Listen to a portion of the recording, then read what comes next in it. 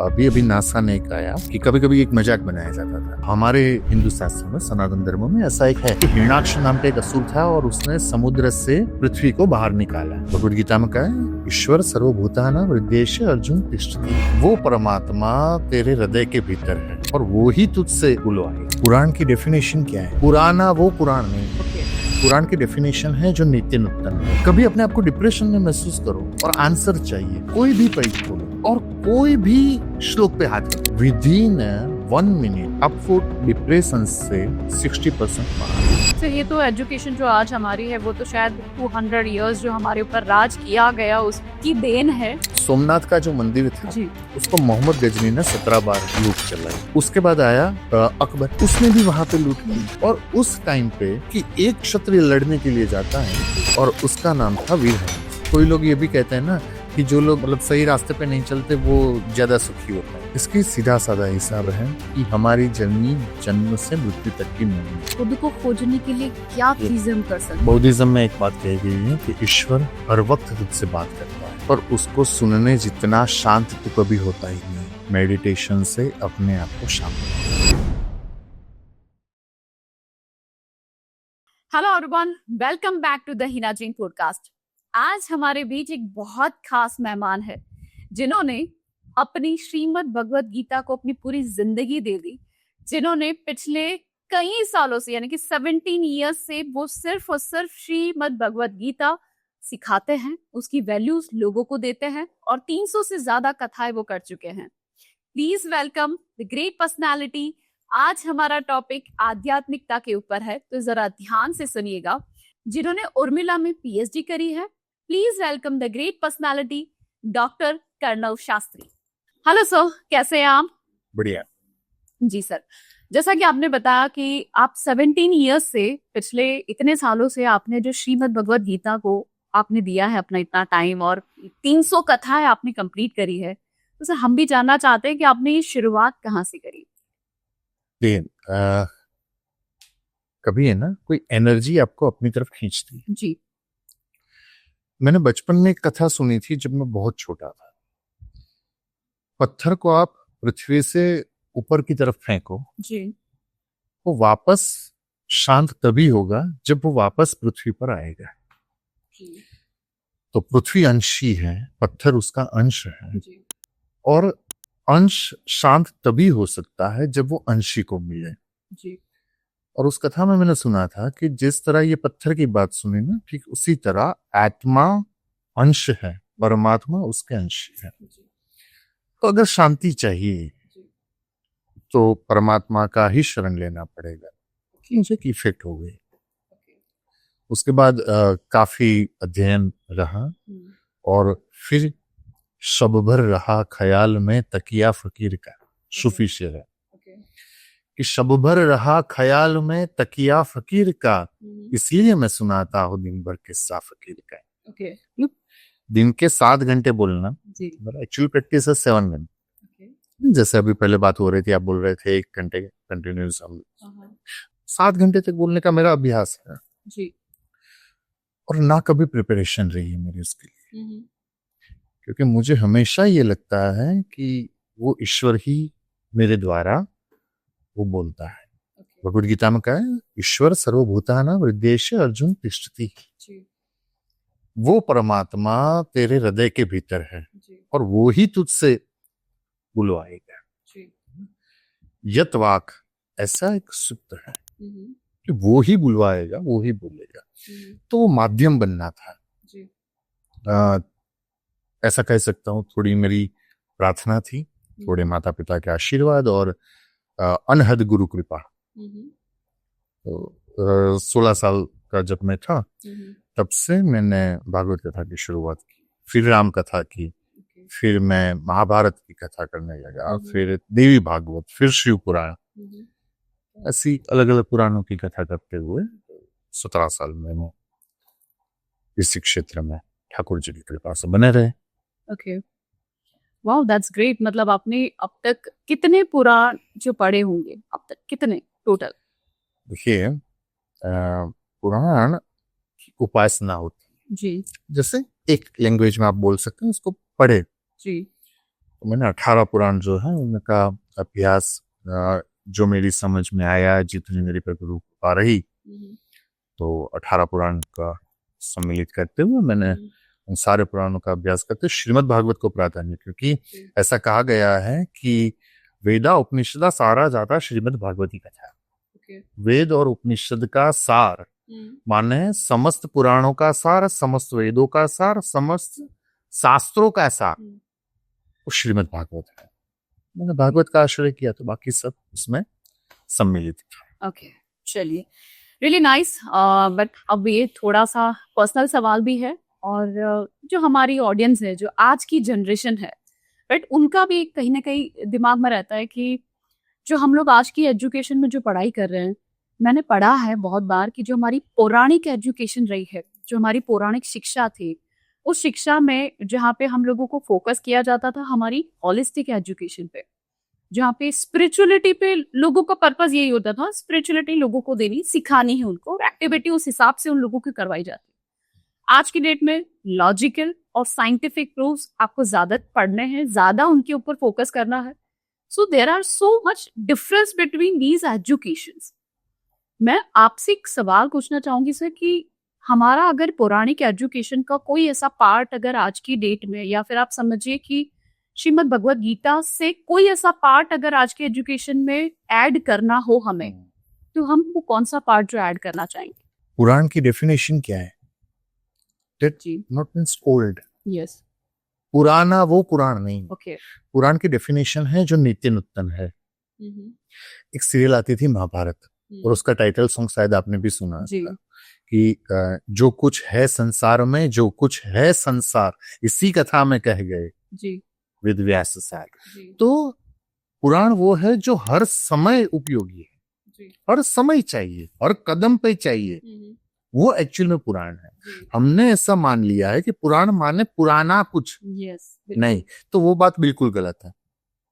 पुराण माने जो हमेशा आपके साथ चलेगा जी, है ना। जैसे आज के एजुकेशन की अगर आप बात करो तो आज के एजुकेशन में एक्चुअली है क्या? क्वेश्चन है क्या? रट्टा मारना जी, बिल्कुल। 3 वर्ड्स मैं काफी सारी बार बोल चुका हूँ, इसलिए मैं जब तक हो सके इसको टालता रहता हूँ, लेकिन फिर भी बता रहा हूँ। एक होता है इंफॉर्मेशन जी, एक होता है नॉलेज जी, और एक होता है विजडम। यस। इंफॉर्मेशन बहुत इजी है जी, एआई का जमाना है, कुछ भी आप निकाल लोगे, तो इंफॉर्मेशन बहुत ही आसान है जी, बहुत ही आसान कहीं से निकाल लोगे। फिर उसके बाद एक स्टेप आगे है, वो है नॉलेज। आज कमी है, और उससे आगे है कुछ, तो उसके आगे है वो है विजडम, जो हमारी संस्कृति में था, जो हमारी प्राचीन शिक्षा प्रणाली में था। हमारी पौराणिक शिक्षा प्रणाली ऐसे थी। देखिए आज के जो इंसान है ना, उसके पास आईक्यू तो है, मतलब वो भी अभी तो एक जनरेशन, जो अभी की जो जनरेशन है तो उसमें तो वो भी कम लग रहा है, पर फिर भी अगर मान ले कि आईक्यू तो है, उसके बाद आता है एसक्यू, उसके बाद आता है ईक्यू, यस, माने स्पिरिचुअल इमोशनल क्यूशेंट। तो वो दोनों तो नहीं है जी, है ना। देखिए अर्जुन में क्वालिटी क्या थी? उसमें इमोशंस थे जी, है ना। आज का अगर कोई पॉडकास्ट सुन रहा होगा, कहीं ये वीडियो मेरे सुनेगा, तो कहीं ना कहीं ये महसूस करेगा आज की जनरेशन के पास अपनी भावनाओं को अभिव्यक्त करने के लिए शब्द भी नहीं है जी, अग्री, बहुत कम शब्द है उसके पास। मतलब ये मान लिया जाता है कि इंग्लिश के थोड़े बहुत शब्द आ गए और हमको आता है जी, लेकिन उनके पास नंबर ऑफ वर्ड्स कमी है, शब्द की कमी है जी, तो उसके पास तो वो भी नहीं है। मैं कभी कभी हंसते हंसते कहता हूँ, रोना सबको है, कंधा नहीं मिलता जी, है ना। तो ये सब जो जनरेशन है ना, वो रोना है तो चाहती है, लेकिन उनके लिए उनके पास कंधा भी नहीं है जी। अच्छा, फॉलोवर्स है, फ्रेंड्स नहीं है जी, true, they have so many followers जी, फ्रेंड नहीं है जी। ये बोलता है फ्रेंड रिक्वेस्ट एक्सेप्ट, फ्रेंड में रिक्वेस्ट हो सकती है, ऐसा बहुत से क्वेश्चन कभी कभी मैं जब सोशल मीडिया का थोड़ा बहुत ये देखता हूँ तो मुझे आता है कि फ्रेंड में रिक्वेस्ट हो सकती है। ये मैं कभी कभी हंसते हंसते ये प्रवचनों में भी कहता हूँ कि आई लव यू सेंटेंस बोला जाता है, तो एक्चुअली जहां लव हो वहां आई हो सकता है। ओके। है ना? तो ये मेरे क्वेश्चन हमेशा रहे हैं सबसे। इन सबसे हटके जो हमारा पौराणिक जो था वो नैतिकता पे था, वो चारित्र निर्माण था। है ना? पौराणिक एजुकेशन आंख में, देखिए ये आंख है ना, आंख को देखने के लिए तेज भी चाहिए और भेज भी चाहिए। बेज। तेज भी चाहिए, भेज भी चाहिए, है ना? अगर भेज नहीं होगा ना तो भी आप नहीं देख पाओगे। बेज मतलब भेज का इंग्लिश क्या होता होगा मेरे को भी सोचना पड़ेगा। बेज मीन्स क्या मतलब सेंटेंस में? सुखी का ऑपोजिट भेज, सुखी हो जाए यहाँ से, मतलब सुख जाए, नमी। नमी। तो नमी भी चाहिए और तेज भी चाहिए, दोनों चीज चाहिए, है ना? तो दोनों चीज हो जब भी आप देख रहे हो।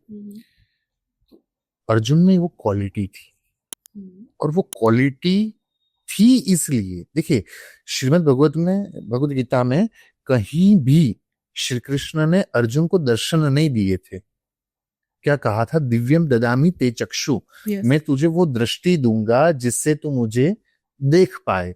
अब सबको दर्शन तो करना है लेकिन दृष्टि नहीं लेनी है, और दृष्टि मिल नहीं क्यों पाती? क्योंकि वो क्वालिटी जो अर्जुन की थी वो हम अपने अंदर डेवलप नहीं कर पाते, है ना? तो वो क्वालिटी जितने प्रतिशत हम डेवलप करेंगे उतने प्रतिशत ही तो दृष्टि मिलेगी, और जितनी दृष्टि मिलेगी उस हिसाब से हम भगवान के दर्शन कर पाएंगे। ओके। पहले का जो एजुकेशन था, जैसे एक कथा है कि अभी अभी नासा ने एक बताया कि कभी कभी एक मजाक बनाया जाता था कि हमारे हिंदू शास्त्रों में, सनातन धर्मों में ऐसा एक है कि हिरणाक्ष नाम का एक असुर था और उसने समुद्र से पृथ्वी को बाहर निकाला। अच्छा, उसमें तर्क ये दिया गया कि भाई समुद्र तो पृथ्वी के आसपास ही, पृथ्वी नहीं है जी, तो समंदर में से पृथ्वी कैसे बाहर निकाले? अब नासा ने रिसर्च किया तो उसने एक समुद्र पाया जो 12 लाइट ईयर नीचे है पृथ्वी के, है ना? तो वो वाली कथा से उन्होंने रिलेट किया, हिरणाक्ष वाली कथा से, कि वराह अवतार की जो कथा है उनसे उन्होंने रिलेट किया। अच्छा, आज भी अगर सूर्य ग्रहण और चंद्र ग्रहण कब होगा वो जानने के लिए किस चीज का इस्तेमाल किया जाता है? हिंदू कैलेंडर। ओके। नासा के पास भी वो कैलकुलेशन हमारे वहां से ली, मतलब अपने शास्त्रों से ली हुई कैलकुलेशन उनके पास है, और वो 100% सही है। तो ऐसी बहुत सी बातें हैं कि जो हमारे पास थी। अगर आप काफी मंदिर देखें तो मंदिर में जो कलाकृति वगैरह हुआ करती थी मंदिरों में, तो आज इतने अत्याधुनिक टेक्नोलॉजी हमारे पास है, पर फिर भी वो वाला हम नहीं बना सकते जी, है ना? तो उनके पास वो विजडम थी जी, है ना? सिखाई जाती थी, जिसको गुजराती में अगर बोला कौड़, विजडम, वो सिखाया जाता था। तो आज की जो है वो सिर्फ और सिर्फ रट्टा है ना। जैसे काफी बार होता है कि भाई अल्फाबेट्स हिंदी के क ख ग घ, उसके बाद क्या, तो टीचर उसमें क्रॉस लगा देती है, ये कुछ काम का नहीं है। ओके, है ना।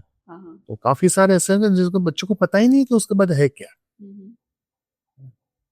एक्चुअली वो है क ख ग अंग। ये पोजीशन आज के एजुकेशन सिस्टम की है। कहीं एजुकेशन ऐसा हुआ करता था कि जहां कृष्ण और सुदामा साथ पढ़ते थे ना, और आज स्कूल बैग अगर स्कूल से ना लाओ तो है ना, यूनिफॉर्म भी स्कूल से ही लेंगे, तो इसकी तुलना नहीं हो सकती। हो क्या सकता है कि दोनों को बैलेंस करके हम अपने बच्चों को सिखाएं, जो हमारी वैल्यूज वो सिखाएं, अपने शास्त्र जो है वो सिखाए, और साथ में आज के जमाने के हिसाब है तो आज के जमाने के हिसाब से वे एआई भी सीखें और टेक्नोलॉजी भी सीखें। ये बैलेंस करना चाहिए जी। ये हो सकता ओके, तो आपका कहने का अगर अगर हम एक समरी डिसाइड करें तो जिसमें कि जो हमारा पौराणिक एजुकेशन था वहां से कुछ पार्ट जो हम लोग आज की डेट में ऐड कर सकते हैं, और हालांकि हमारी गवर्नमेंट वो काम कर भी रही है। नहीं, मैं एक्चुअली बताना थोड़ा चाहूंगा, बहुत- मैं उससे मतलब ये नहीं मानता कि गवर्नमेंट कर रही ओके। है ना, क्योंकि शायद आप गुजरात में रहते हैं, जी। है ना, जी। और आप बताइए कि एक हमीर सिंह, वीर हमीर सिंह, जी। वो कौन थे? वीर अमीर सिंह। वीर हमीर सिंह हमीर सिंह नाम सुना है जी। लेकिन याद नहीं। याद नहीं आ रहा है। अच्छा, मोहम्मद गजनी याद है? मोहम्मद गजनी याद है, अकबर याद है? अकबर याद है। ओके। नसरुद्दीन खान, महाराणा प्रताप याद है। है ना। तो ये समझना ये है कि जिस तरीके से हिस्ट्री पढ़ाई जाती है ना आज के समय में, उसमें बहुत कुछ हमसे छीन लिया जाता है okay. Due to politics, due to Maybe। काफी कुछ ऐसे रीजन है। तो ये तो एजुकेशन जो आज हमारी है वो तो शायद 200 इयर्स जो हमारे ऊपर राज किया गया उसकी देन है। हाँ, वही उसकी है। वजह से वही एजुकेशन जो हम लोग पढ़ रहे देखिए, हैं। सोमनाथ का जो मंदिर था जी। उसको मोहम्मद गजनी ने 17 बार लूट चलाई। जी। उसके बाद आया अकबर, अकबर। तो उसने भी वहां पे लूट की। उसका बेटा उसने भी लूट की, तो वहां पर भी लूट हुई। और उस टाइम पे जैसे देखा, ये कौन सी बात है कि एक क्षत्रिय लड़ने के लिए जाता है जी। और उसका नाम था वीर हमीर, ओके।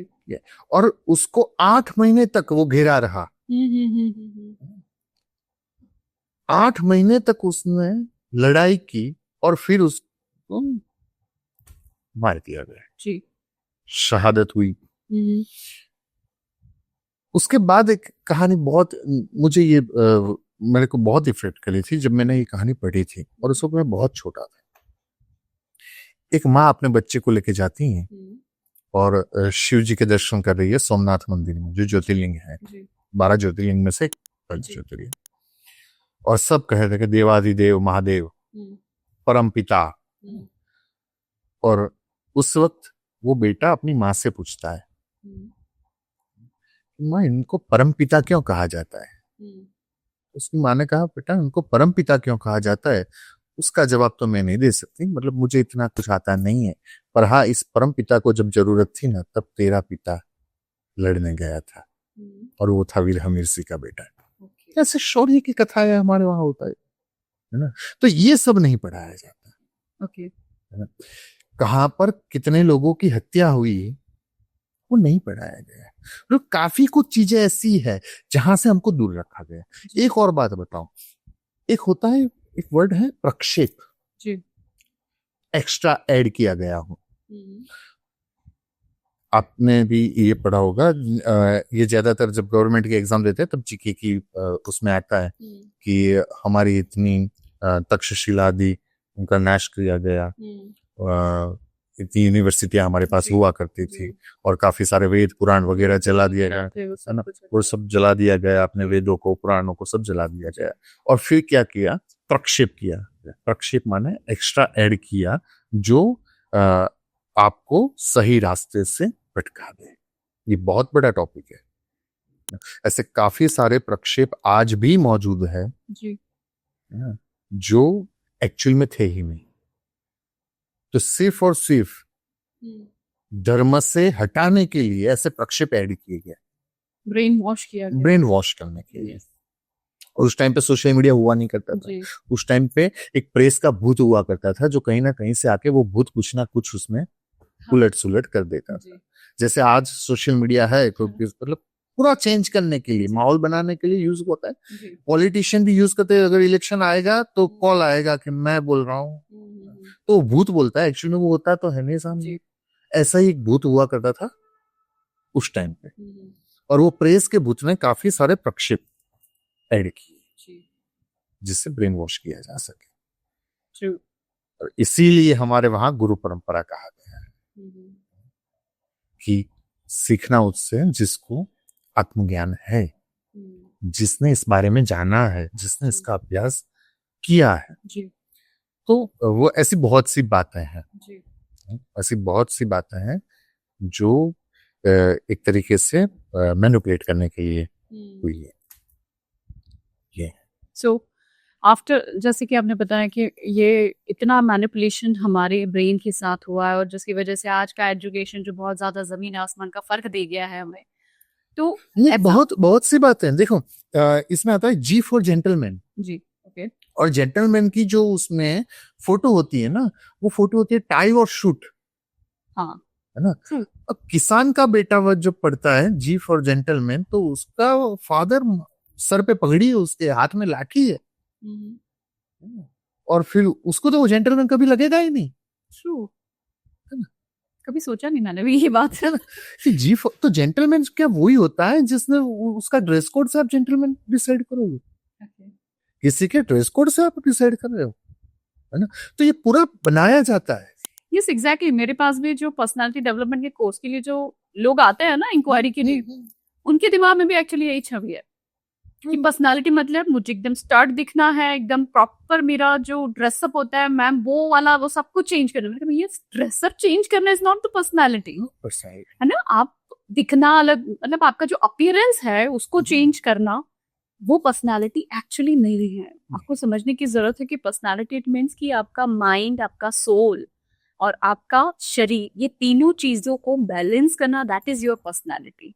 मैं उसमें एक बताऊं जी कि जो आप सोचते हो, जी जो आप देखते हो, जो जिस माहौल में आप रहते हो ना, आपकी वाइब्स उस हिसाब से बनती है। जी और वो एक्चुअली पर्सनालिटी डेवलपमेंट वो है, अपनी वाइब्स को डेवलप करना। कभी सोचो आपके पास कोई बैठा हो, उसको आपके पास बैठ के कैसा लग रहा है, यस उसको आपके साउंड वेव्स से क्या इफेक्ट हो रहा है।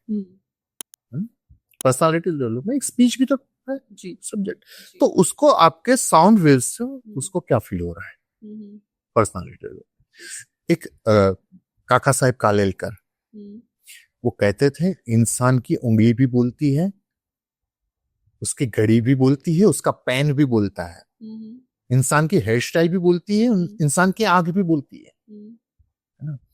मतलब आपने जो पहना है ना, वो आप पर्सनालिटी उस हिसाब से, वो हर एक चीज चिल्लाती है जी ना। तो पर्सनालिटी एक्चुअल में ये है। ओके बॉडी लैंग्वेज को भी बहुत सीमित कर दिया है हमने, कि जी। मतलब मैं कभी कभी देखता हूँ तो कि ये आपके हाथ को ऐसे रखना है, ऐसे करके बोलना है, वगैरह वगैरह वगैरह, है ना।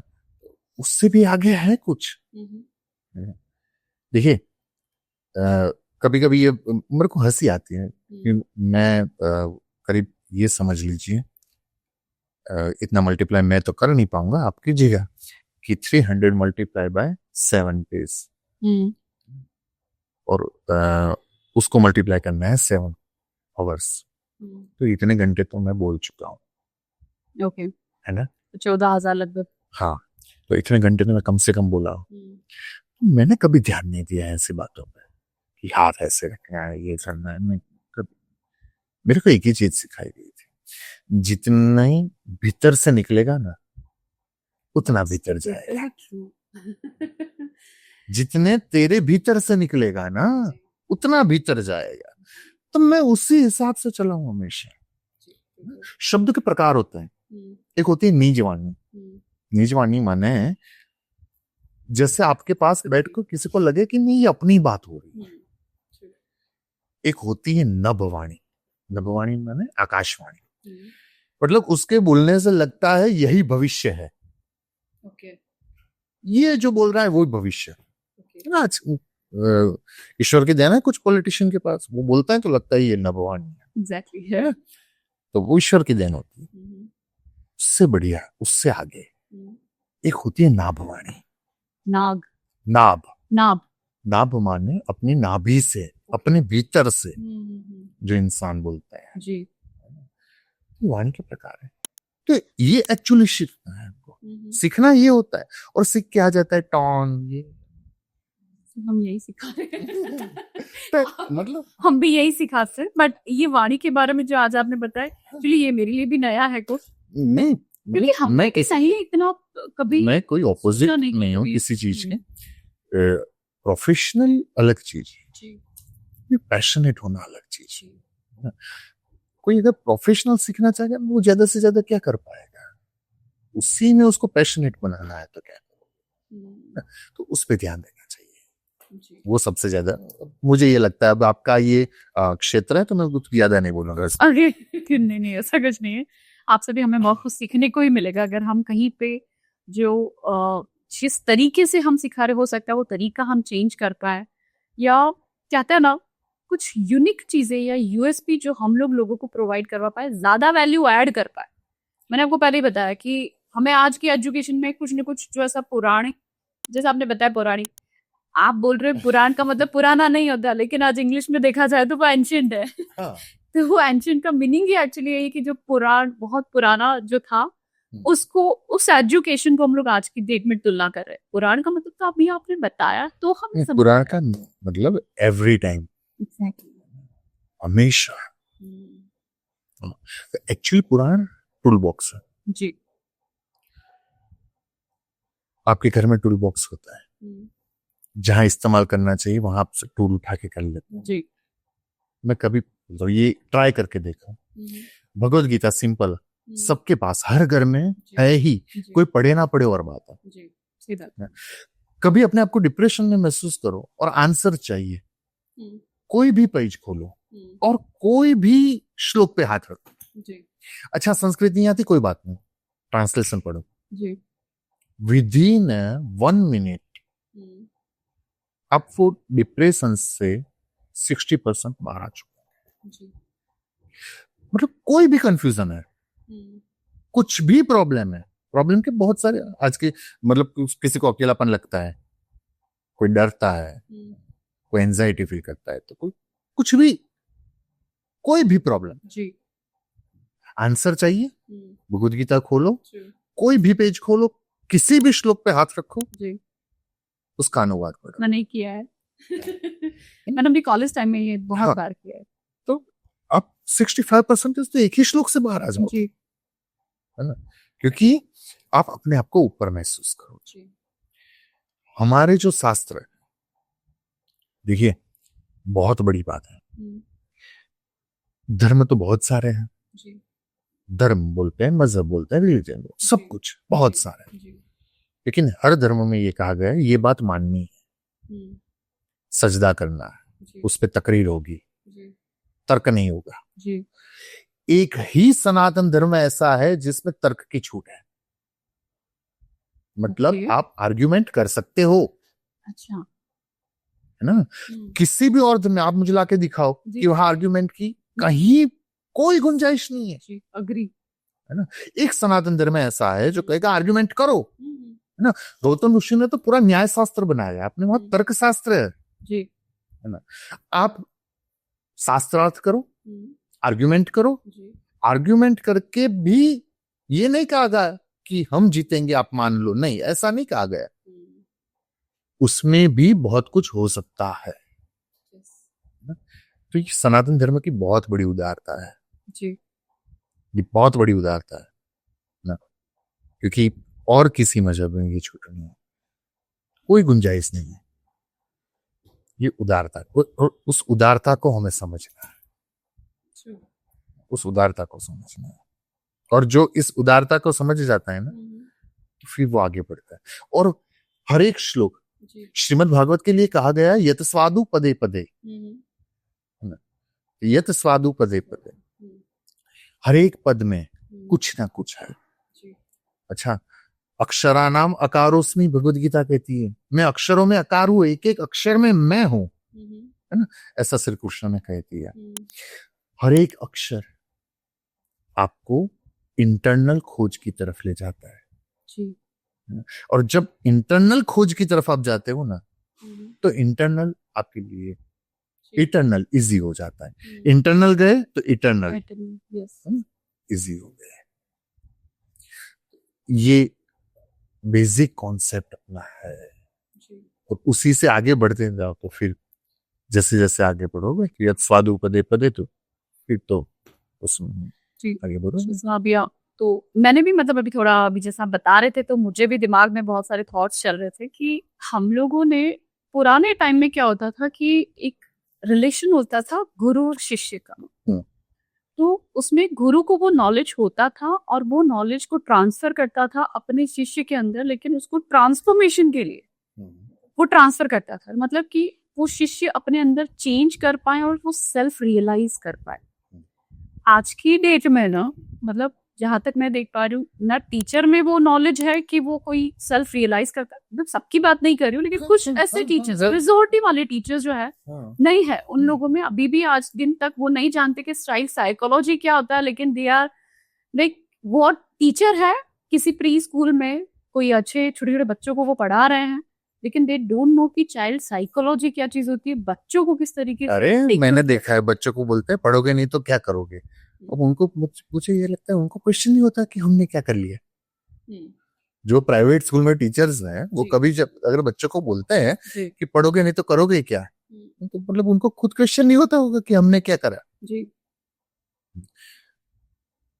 टीचर का महत्व है जी ऑलवेज रिस्पेक्ट, जी उनके लिए वो नहीं चाहिए। लेकिन जो गुरु परंपरा थी ना उसमें कुछ और बात थी।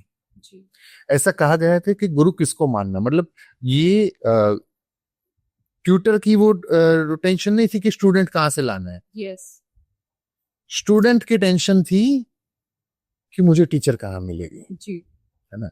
और फिर उसके लिए कहा गया था, ये बहुत बड़ी बात है कि जिसमें एक गुण जी पक्षी का दिखे उसको टीचर मानना, दूसरा गुण मछली का दिखे उसको टीचर मानना, मतलब उसको गुरु मान लेना। तीसरा गुण कछुए का दिखे उसको गुरु मान लेना। और ये क्या गुण है? अब ये गुण क्या है, तो जैसे अंडे पे पक्षी बैठता है, अंडे को स्पर्श देता है, उस अंडे में से बच्चा बाहर आता है।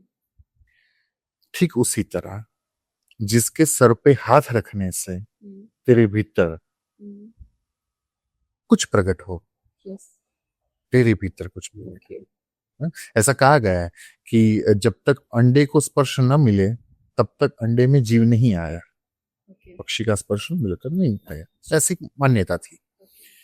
फिर एक मछली का गुण, तो मछली का गुण, तो मछली क्या करती है, अंडा छोड़ देती है, अब उसको देखती रहेगी, उसको देखती रहेगी और उसकी दृष्टि से उसका अंडा बड़ा होता है।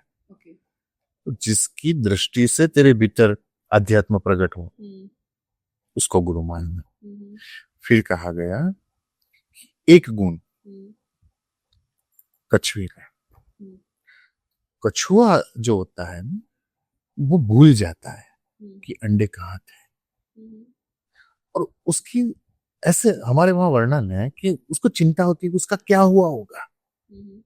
तो ऐसी जो तेरी चिंता करने वाला हो ना उसको गुरु मान लेना। और फिर उससे आगे मतलब हम जिसको भंवरा कहते हैं, जी तो भंवरी कभी अंडा नहीं रखती। ओके उसके लिए कहा गया है कि ना वो जन्म देती है ना अंडा है, तो भंवरी क्या करेगी, ईल को उठाएगी, है ना, और फिर अपने दर में वो रख देगी। अच्छा भंवरी जाएगी, हर फूल से रस लेगी और फिर उस ईल को डंक देगी। अच्छा ईल सोचती रहेगी अभी आएगी अभी आएगी अभी आएगी, और वो सोचते सोचते वो ईल भंवरी बन जाती है। ऐसा होता है सच में? ऐसा होता है, इट्स अ साइंटिफिक, आप देखना डिस्कवरी पर आपको मिल जाएगा। ओके फाइंड कर लेना, ऐसा होता है और ऐसा ही होता है। ओके तो जिसके शब्द, जिसकी शिक्षा आपको उसके जैसा बनाए उसको गुरु मान लेना। That's great, interesting. इसको गुरु मान ओके लेना। तो ये था कि स्टूडेंट टीचर को ढूंढते थे, जी आज ये टीचर स्टूडेंट को ढूंढते हैं जी ना। अच्छा, कहीं ऐसी भी कथाएं हैं कि टीचर स्टूडेंट को ढूंढते थे, जैसे द्रोण ने ढूंढा था अर्जुन जी ऐसी भी कथा है। जी लेकिन वो क्वालिटी ना आज टीचर में रही ना स्टूडेंट में। जी ट्रू ना वो क्वालिटी ना स्टूडेंट में भी इतनी क्वालिटी ना रही ना टीचर में इतनी क्वालिटी, जी क्योंकि सब सब कुछ कॉमर्शलाइज हो चुका जी है, सब चीजों में जी वो आ चुका है। तो उससे अभी का कंपेयर करना तो मेरी दृष्टि से बहुत मुश्किल मतलब पहले तो शिष्य, है। हाँ शिष्य और गुरु का मतलब होता था, गुरु को हम भगवान का दर्जा देते थे उस टाइम। हाँ, मतलब गुरु मतलब भगवान, उसके लिए तो हम अपनी जगह छोड़ देते थे। हाँ। मतलब वो जो बोले वो, मतलब उनके लिए तो अंगूठा काट के दे दिया था ना एक शिष्य ने तो। हाँ। तो आज की डेट में तो हर गुरु के एक थोड़ा सा मतलब एक साइड में एक नेम जरूर होता है सबका, है ना। आज वो रेस्पेक्ट नहीं बची गुरु के रिस्पेक्ट लिए। नहीं बची, और वो रिस्पेक्ट के लिए भी कई सारी Capable चीजें इफेक्ट करती कैपेबल है। भी नहीं। बच्चों के दिमाग में एक एक सेंटेंस का असर होता है। जी अभी एक मैं कहीं पढ़ रहा था कोई बुक, और उसमें एक चोर की कुछ बात थी, तो उसने काफी सारी चोरी की, पकड़ा गया, तो उससे पूछा गया कि तूने तेरी शुरुआत कैसे हुई, जी तो ये तूने शुरू कैसे हो गया, तू मतलब इतनी कम एज में इतनी चोरी करने लगा, वगैरह वगैरह पूछा। तो उसने अपनी बात बताई कि जब मैं छोटा था, ये अभी अभी की कोई बात है, तो एक खिलौने का मोबाइल मैं स्कूल में लेके गया था, मैं खेल रहा था, और वो खिलौने का मोबाइल में खेल रहा था, टीचर ने मुझसे वो मोबाइल छीन लिया, पकड़ लिया मुझे, पनिशमेंट के नाम पे उन्होंने मुझे थप्पड़ मारा। वहां तक कोई बात नहीं थी, लेकिन उसके बाद उन्होंने बोला कि असली मोबाइल की औकात नहीं तो खिलौना खेल रहा है। मतलब वो औकात शब्द मुझे बड़ा दर्द दे गया, और फिर वो बढ़ाने के लिए मैं इस रास्ते पे आया। मतलब टीचर्स को क्या बोलना चाहिए और क्या नहीं बोलना चाहिए, मतलब औकात जैसा बड़ा शब्द, और वो भी बच्चों के सामने। तो यहाँ पर भी टीचर की भी तो कोई गलती ये थी। आपसे एक बात आई है तो मुझे एक टॉपिक याद आया अपना। 2 दिन पहले ही काउंसलिंग के लिए एक मदर अपने 2 बच्चों का काउंसलिंग करवाने के लिए आई थी। तो एक बच्चे का जो माइंडसेट था ना वो ये है कि मैं कुछ नहीं कर सकता, मुझे कुछ नहीं आता।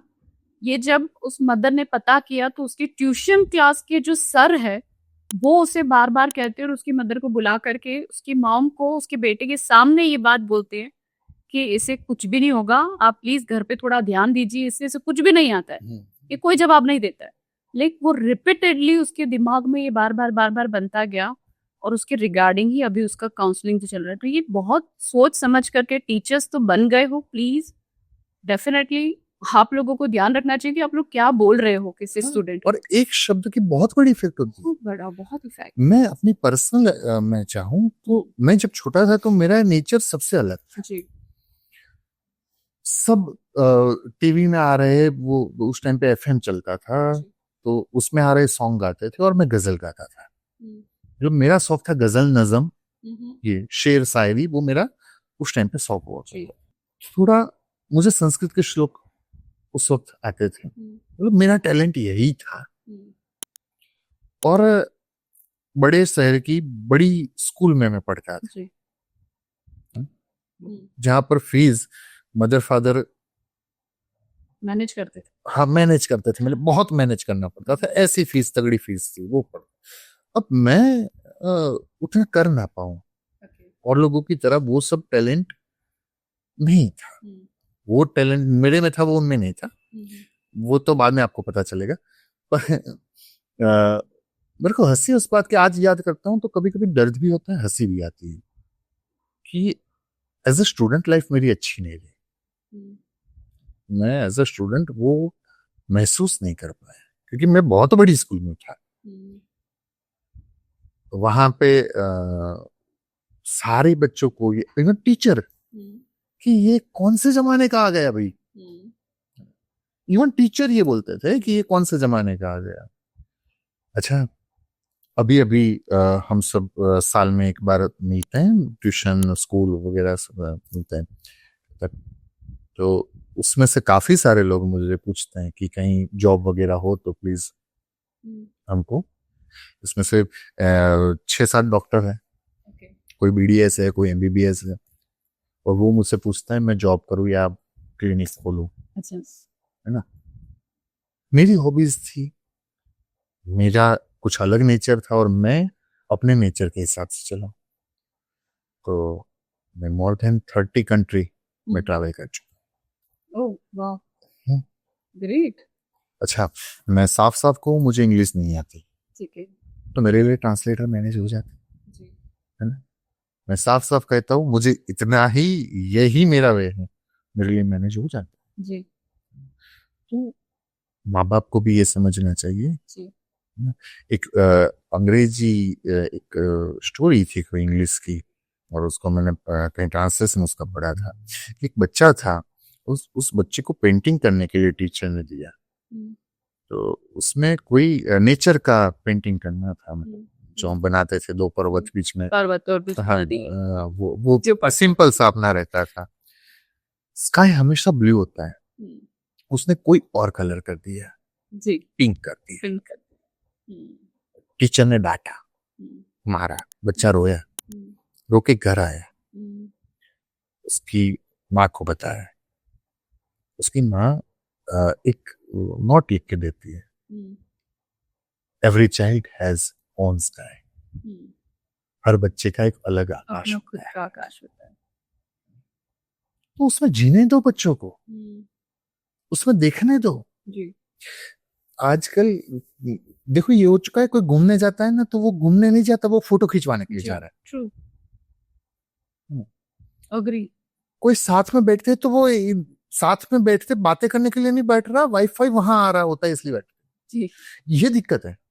कभी कभी तो मुझे ये लगता है कि मतलब ये इतने सारे फोटो, ये बहन प्लीज किसी को रिलेट करता हो तो सॉरी, पर बट वो मतलब इतने सारे फोटो खिंचवाते हैं, तो मतलब भाई तेरा हस्बैंड तो साथ में है, जी अब इतने सारे फोटो तो किसके लिए ले रही है ना।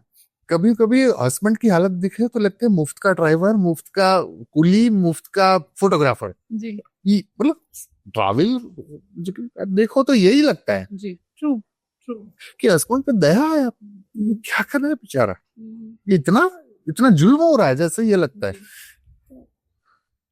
हम जीने का तरीका भूल गए हैं। जी कभी बैठो नेचर के साथ। ओशो ने कहा प्लेन वाटर का जो टेस्ट है ना, जी उसमें भी कुछ अनुभूति हो सकती है, जी राइट। है ना? ट्रू हम उससे आगे काफी कुछ है, बिल्कुल हम ये कभी नहीं सोचते। आज बच्चा अगर खेलते खेलते आ जाएगा पास में, तो ले मोबाइल बैठ, फिर वो दूसरा मोबाइल लेके वो शुरू हो जाएंगे। बहुत बड़ी दिक्कत है, क्योंकि हम इतने बंध चुके हैं।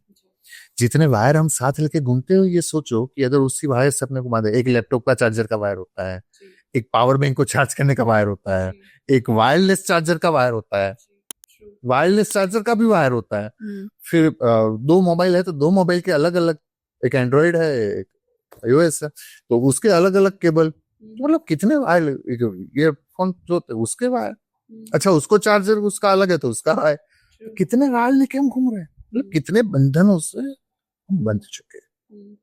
आज के इंसान है ना, बहुत सीमित लेवल पर जी रहा है, बहुत सीमित बुद्धि से जी रहा है।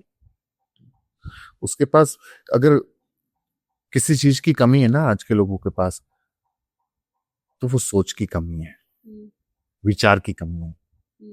सब कुछ है, थॉट्स नहीं है। थॉट्स बहुत ज्यादा है ओवर थिंकिंग वाले थॉट्स हैं, अच्छे थॉट्स कितने हैं? बहुत कम। कभी पूछो अपने आप से कि मैं खुद के लिए कब बैठा, कभी पूछना चाहिए ना कि मैं खुद के लिए कब बैठा। ओवर थिंकिंग के नाम पे तो बहुत कुछ है, डिप्रेशन है, टेंशन है, ये करना है, वो करना है, फ्यूचर का, पास्ट का, सब कुछ है। एग्जैक्टली ओवरथिंकिंग में आप प्रेजेंट में कभी भी प्रेजेंट में आप अपने आप के साथ कब बैठे? काफी कुछ फाइट है, फीलिंग्स नहीं है। जी हर जगह फाइट है, जी इवन हस्बैंड वाइफ फाइट है, जी फीलिंग्स नहीं है। अच्छा उसमें भी ये सोच से तू बड़ा मैं बड़ा, कि मैं होता है या हम होता है। आफ्टर मैरिज हम बोला जाता है, जी तो मैं कहां से है, ट्रू ये बहुत सी चीजें हैं। मैं आपसे सजेशन मांगती हूँ, ठीक है? एज अ कैंडिडेट मैं आपके सामने हूँ, एज अ शिष्य मैं आपके सामने हूँ। अगर आध्यात्म को मुझे अपनी जीवन में कहीं ना कहीं उतारना है, क्योंकि ऑब्वियसली ये जो दुनिया में हम जी रहे हैं, जो कंपैरिजन में हम जो जी रहे हैं, ये जो सोशल मीडिया की लाइफ हो चुकी है, एक दूसरे को दिखावे वाली जो लाइफ हो चुकी है, इसके अंदर अगर मुझे कहीं पे पीस ऑफ माइंड चाहिए, जहाँ मुझे शांति चाहिए, तो ये आध्यात्म को मैं किस तरीके से अपने जीवन में लागू करूं? देखिए, शंकराचार्य ने कहा कस्त्वं कोहम कुत आयात कामे जननी कोमेतात। जी। तू अपने आप को खोज। यस। जब तू अपने आप को खोजेगा तो ऑटोमेटिक, क्योंकि तेरा मूल स्वभाव ही शांत है, जी। लेकिन तू अपने आप को भूल चुका है। जिससे स्वामी रामकृष्ण परमहंस के पास एक व्यक्ति आया, वैसा कहा जाता है कि रामकृष्ण परमहंस कालिका से बात करते थे, तो महाकाली से सीधी बात उनकी होती थी। तो कोई आया, बोले मुझे भी बात करनी है। तो रामकृष्ण ने पूछा तेरा एड्रेस दे। तो उसने कुछ लिख के दिया, बोले ये तेरी ऑफिस का एड्रेस है, मैं तेरा एड्रेस मांग रहा हूँ। वापस कुछ लिख के दिया, बोले ये तेरे जो कार्य करता है वहां का एड्रेस है, मुझे तेरा एड्रेस चाहिए। कुछ और लिख के दिया, बोले तू जहाँ रहता है उस मकान का एड्रेस है, मुझे तेरा एड्रेस चाहिए। गुस्सा हो गया, अब कौन सा मेरा एड्रेस? तब स्वामी रामकृष्ण परमहंस ने कहा जिस दिन तुझे ये पता चल जाएगा ना, जब तुझे पता चलेगा कि तेरा एड्रेस कौन सा, तब तुझे मेरे पास आने की जरूरत नहीं पड़ेगी, तू भी मेरी तरह स्वयं बातचीत कर पाएगा। जी। खुद के एड्रेस को ढूंढना। सो ये एक्चुअली में हु आई एम। हाँ, मतलब आप कह तो रहे हैं कि खुद को ढूंढना है, खोजना है, पर ये प्रोसीजर ही तो नहीं पता हमें कि खुद को ढूंढना कैसे। देखिए, प्रोसीजर में कुछ नहीं है। जी। अपने पारसमणि सुना होगा। जी। अब पारसमणि का स्वभाव है वो लोहे को स्पर्श करे तुरंत लोहा सोना बन जाए, ऐसी मान्यताएं हैं। अब क्वेश्चन ये पूछा गया एक बार कि पारसमणि लोहे की डिब्बी में है, फिर भी लोहा सोना नहीं हुआ, क्यों? क्योंकि उसी पारसमणि पे चिथरे लपेटे हुए थे और चिथरों में लपेट के उस पारसमणि को रखा गया था लोहे की डिब्बी में। अब पारसमणि का स्पर्श लोहे को होता भी नहीं था और लोहा सोना बनता भी नहीं था। बस वही सिचुएशन हमारी है। कुछ चिथरे हैं जिसको हम कहते हैं, जो आपने भी कहा, मोह माया लोभ मोह काम क्रोध मद मत्सर, तो वो चिथरे को निकाल दो तो पारसमणि का स्पर्श है तो लोहा। तो एक्चुअली ईश्वर ने हमको जो बॉडी दी है ना, इसको ऐसा कहा कि देव से श्रेष्ठ है मनुष्य, देव योनि से श्रेष्ठ है मनुष्य। देव को ऐसा कहा गया कि वो चांदी जैसे हैं और मनुष्य लोहे जैसे। अब वैल्यू ऐसे देखा जाए तो चांदी की वैल्यू ज्यादा है और लोहे की वैल्यू कम है, पर फिर भी मनुष्य की वैल्यू देव से ज्यादा है। तो कैसे बोला, कैसे? तो कहे पारसमणि का अगर स्पर्श हुआ ना तो लोहा सोना बन जाएगा, लेकिन चांदी चांदी ही रहेगा। इसलिए रामचरितमानस में कहा गया, बड़े भाग मानुष्य तन पावा, सुर दुर्लभ सब ग्रंथ ही गावा, कि जो देवताओं को दुर्लभ है वो तुझे मिला है। तो जब तक तू उसके लिए यत्न नहीं करेगा तो कुछ एफर्ट्स ही नहीं होंगे। मैं कभी कभी इस पे एक गाना सुनाता हूँ, पाकीज़ा मूवी थी, उसमें कहा गया था कि जैसे थमके रह चुकी थी मेरी रात ढलते ढलते, मुझे कोई मिल गया था सरे राह चलते चलते। अब तो चलना नहीं शुरू करेगा तो कोई मिलेगा कैसे? कोई मिलेगा कैसे? तो सेम बात सबका यही है कि हमको चाहिए, लेकिन उसके लिए कुछ यत्न तो होना चाहिए, और वो ही होता है जी। थोड़ा शुरू करो तो आगे ऑटोमेटिक मिलता जाएगा। कैसे शुरू? मतलब खुद को ढूंढना है, क्योंकि हमने ये बहुत बार बहुत से लोगों से सुना है कि सर ठीक है, समझ तो लिया खुद को ढूंढना है, सेल्फ रियलाइजेशन कुछ होता है, खुद को ढूंढिए तो आपको शायद पीस ऑफ माइंड का फीलिंग आए, लेकिन करे क्या?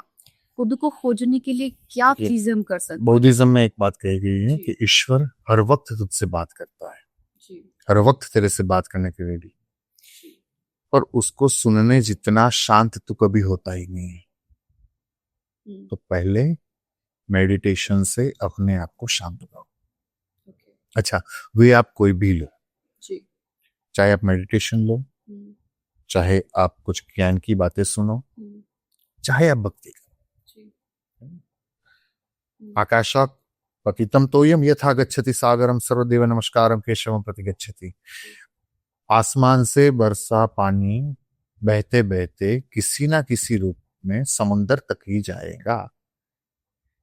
कोई भी रास्ता अपनाया आखिर तो वही जाएगा, है ना। ठीक उसी तरह आप मेडिटेशन लो, आप ज्ञान लो, आप भक्ति लो, आप त्याग करो, कुछ भी करो, आखिर में तो मंजिल वही है। तो कुछ शुरू करो, अपने आप को शांत करो। जब खुद शांत करोगे ना, तब परमात्मा आके बोलेगा। तब बोलोगे। कबीर ने कहा है कि उसको चींटियों के पैर में बंधी पायल की आवाज भी उसको आती है। तो अस्तित्व को महसूस करना है, और हम लोग इतना भूल चुके हैं कि वो अस्तित्व को कभी महसूस ही नहीं करते। ठीक है। कभी कभी होता है कि जैसे कहा कुत आयात, मैं कहाँ कौन हूं, और वो ढूंढने के लिए तुझे इस बॉडी से ऊपर उठ के सोचना पड़ेगा। जब तक ये सोच लो कि भाई मैं ये हूं, तब तक तो मैं इसमें बंधा हूं। और जब ये सोच लो कि नहीं, ये कुछ और है, मैं उससे ऊपर, है ना। जैसे माउंट पे जाओ तो नीचे सब कुछ छोटा दिखता है जी। कहीं माउंट पे जाओ तो नीचे छोटा दिखता है। ठीक उसी तरह जैसे स्पिरिचुअली आप ऊपर आओगे ना, सब कुछ धीरे धीरे छोटा लगेगा। जब तक ये टेंशन ये वो बहुत बड़ा लगता है ना, तब तक ये समझ लो कि हम हाइट पे नहीं गए। थोड़ा हाइट पे जाने की कोशिश करो, देन सब छोटा दिखेगा। अभी इस बात का भी डर लगता है कभी कभी कि अगर आध्यात्म को अपना लिया तो जो हमें सक्सेस चाहिए, जो प्रगति चाहिए लाइफ में, जो मतलब पढ़ा करना है और कुछ अच्छा करना है, मतलब बेस्ट करना है, पैसा बहुत कमाना है, बहुत घूमना है, ये सब कुछ कहीं पीछे ना रह जाए, मतलब साइड में ना हो ये जाए। समझो, ये हुए मोटिवेशन की बात। Yes I can, yes I, ये सब मोटिवेशन की बात है। और मैं मानता हूं कि आज की तारीख में जिस तरह से मोटिवेट किया जा रहा है ना, वो भी सही नहीं है। What if failure? नहीं, मेरा नहीं, सवाल सीधी सी बात है। कृष्ण ने अर्जुन को कहा कि तू युद्ध कर, मतलब लड़, लेकिन जीत का मोह मत रखना।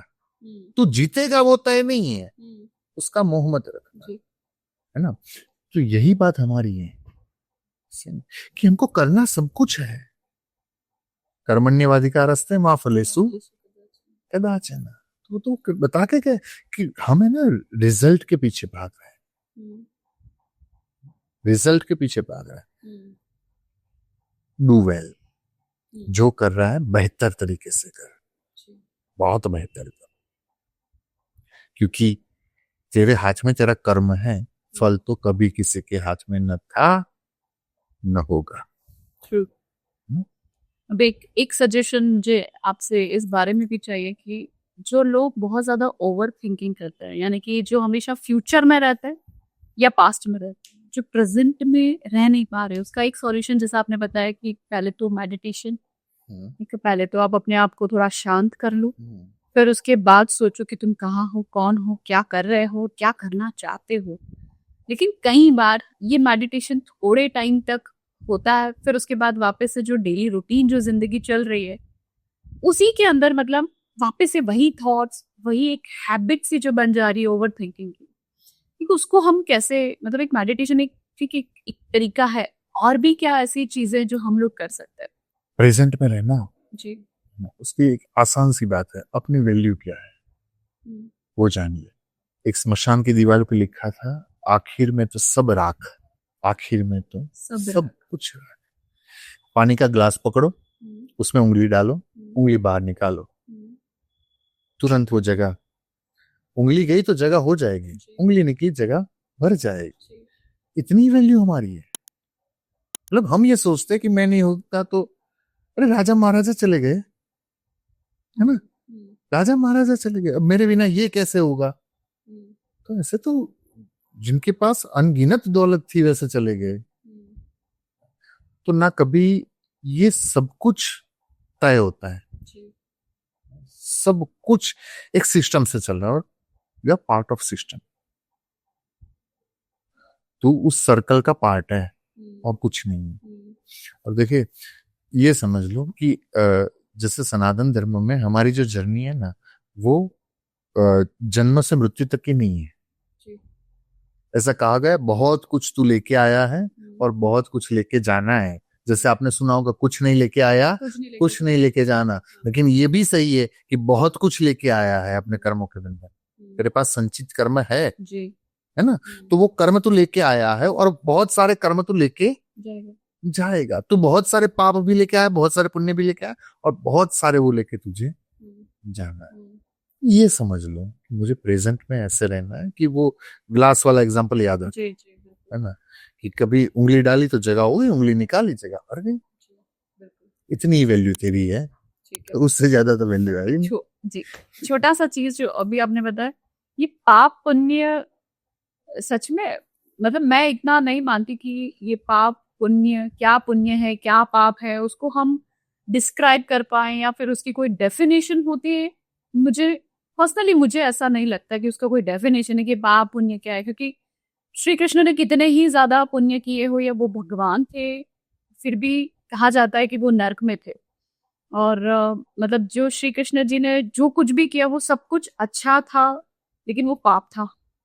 उन्होंने बहुत सारे पुण्य किए थे, ऐसा कहीं पे कुछ था नहीं कि ये सारे पुण्य थे। उन्होंने बहुत सारी चीजें गलत करके भी उसे उन्होंने, लेकिन वो लोगों के दिमाग में एक भगवान का एक दर्जा जो वो दे करके चले गए। सो ये क्या है, ये पाप पुण्य, ये क्या स्टोरी है? देखिए, सीधी सी व्याख्या व्यास जी ने बताई है। जी। किसी को दुख देना पाप है, और किसी के लिए करुणा करना पुण्य है। सीधी सादी डेफिनेशन दी गई कि अगर तेरे कर्म से कोई दुखी हो रहा है तो पाप है। जैसे भीष्म के लिए कहा गया कि उसकी प्रतिज्ञा थी, वैसे देखा जाए तो लॉयल्टी बहुत मजबूत है ना, लेकिन भीष्म जब शर सैया पर, बाणों की सैया पर थे और मृत्यु की प्रतीक्षा कर रहे थे, भगवान कृष्ण आए और उस वक्त भीष्म ने पूछा कि मेरी क्या गलती थी, मैं तो प्रतिज्ञा से बद्धित था, मेरी प्रतिज्ञाओं ने मुझे बाधा था। कृष्ण ने सामने पूछा, एक बात बताइए, एक द्वारपाल है, उसका धर्म क्या है? बोले द्वार की रक्षा करना। लेकिन कब तक द्वार की रक्षा करना? जब तक महल गिर न रहा हो। अगर महल गिर रहा हो तो द्वार की रक्षा करके क्या मतलब? तो महल गिर रहा हो तो महल की रक्षा की जिम्मेदारी पहली होती है, बाद में द्वार की। ठीक उसी तरह आप द्वारपाल बने, द्वार को देखा, तो ये बहुत बड़ा विषय है, बहुत बड़ा सब्जेक्ट कि हर सिचुएशन में उसको आपको लाना पड़ेगा। आप किसी एक चीज से नहीं ला सकते। जैसे दुर्योधन का नाम दुर्योधन नहीं था जी, दुर्योधन का नाम सुयोधन था, है ना, लेकिन दुर्योधन ने खुद अपनी डेफिनेशन दे दी, जानामि धर्मम न च मे प्रवृत्ति। मुझे धर्म क्या है वो पता है, लेकिन मैं पाल नहीं सकता। ठीक है। और जानामि अधर्मम न च मे निवृत्ति, मेरे से अधर्म क्या है वो मुझे पता है, लेकिन मैं छोड़ नहीं सकता। वो दुर्योधन। अच्छा ये बताइए कि हमारे में से कितने इतने हैं जो धर्म को जानते हैं लेकिन वो पाल नहीं सकते, और अधर्म क्या है वो भी उनको पता है। ऐसा नहीं है कि नहीं पता, फिर भी वो छोड़ नहीं सकते। दुर्योधन जैसी पोजीशन हमारी भी आ रही है। 98% वो आ रही है। तो पाप वो है जो धर्म से विरुद्ध है।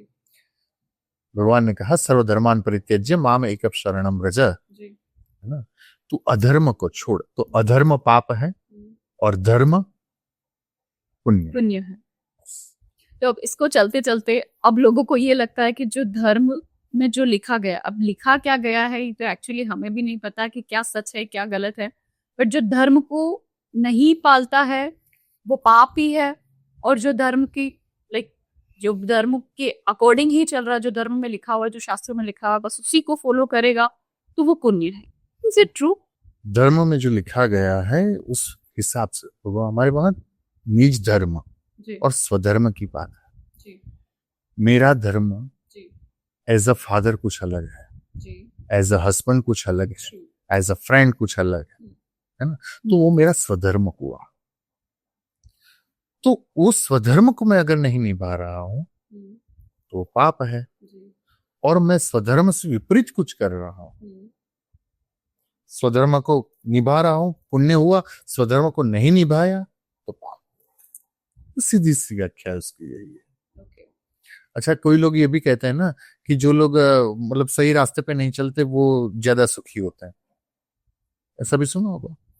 और मतलब सही रास्ते पे चलते हैं वो दुखी होते हैं, नहीं चलते वो सुखी, चलते हैं। टैक्स की बात कर लो, जो टैक्स चुराते हैं वो ज्यादा सुखी है, और टैक्स जब भर रहे हैं बेचारे वो ज्यादा दुखी है।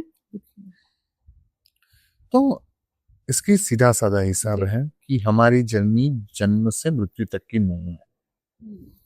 बहुत कुछ लेके आए थे, उसका बैलेंस यहाँ खत्म करना है और यहाँ का बैलेंस बना के आगे चलना है। जब तक मोक्ष को प्राप्त न करो, निर्वाण को प्राप्त न करो, है ना। फिर एक ऐसा भी वक्त आता है जब पाप और पुण्य दोनों छोड़ने पड़ते हैं जी। ना। हमारे वहां तो ये कि न पुण्यम न पापम, पुण्य भी नहीं चाहिए, पाप भी नहीं चाहिए, वहां तक पहुंचना है, निर्वाण तक, मोक्ष पर। कर्म विहीन हो जाएगा वो तो। उन कर्म विहीन नहीं होगा। देखिए पंकज माने कमल, कमल वो कीचड़ में होता है, लेकिन कमल पे कभी कीचड़ नहीं आता। अच्छा, नाव पानी पे होती है पर नाव में पानी नहीं होता। ठीक उसी तरह व्यवहार में, संसार में हमको ऐसे रहना है जैसे कहा गया जल कमलवत। तो रहना हो तो वहीं पड़ेगा संसार में, लेकिन संसार अपने अंदर ना आ जाए। रहना पानी में ही पड़ेगा, तैरना तो पानी पे ही है, लेकिन वो अंदर ना आ जाए। तो ये पूरा ये पॉडकास्ट से नहीं हो सकता, इसके लिए फिर बहुत बड़ा चैप्टर है ये। बहुत बड़ा चैप्टर है। That's really nice. So sir, अब एक छोटा सा समरी या फिर एक छोटा सा मैसेज मैं चाहती हूँ कि आप हमारी जनरेशन को, आज की जनरेशन को दे दे कि किस तरीके से आप अपने विचलित मन को आध्यात्म के जरिए कहाँ तक आप बिल्कुल शांत कर सकते हैं, या आध्यात्म के जरिए आप किन किन चीजों को अपनी जिंदगी में उतारे ताकि वो अपनी लाइफ में कुछ अच्छी प्रगति कर पाए और खुद को कहीं ना कहीं खोज पाए। श्रीमद् भागवत कथा का दूसरे स्कंद का दूसरे अध्याय का 8वां श्लोक है। केचित स्वदेहात हृदयावकाशे प्रादेश मात्रम पुरुषम वसंतम चतुर्भुजम कंज रथांग शंख गदा धर्म धारणया स्मरन्ति। मतलब ऐसे ईश्वर की धारणा करनी है जो प्रादेश माने पही उंगली से अंगुष्ठ तक, उसको बोला जाता है प्रादेश। अब वो कैसे है तो बोले सुदर्शनधारी, मतलब आपका दर्शन सुदर्शन होना चाहिए। फिर पद्म माने आपको, जैसे मैंने अभी अभी समझाया, जल कमलवत रहना है, वो आपको रहना है। फिर एक गदा, दैट मीन्स डिसिप्लिन। आपको हर एक क्षेत्र में, चाहे किसी भी क्षेत्र में, आपको डिसिप्लिन से रहना है। हमारी आगे की वीडियो देखने के लिए जल्दी से सब्सक्राइब करें और बेल बटन पर क्लिक करें। Thank you.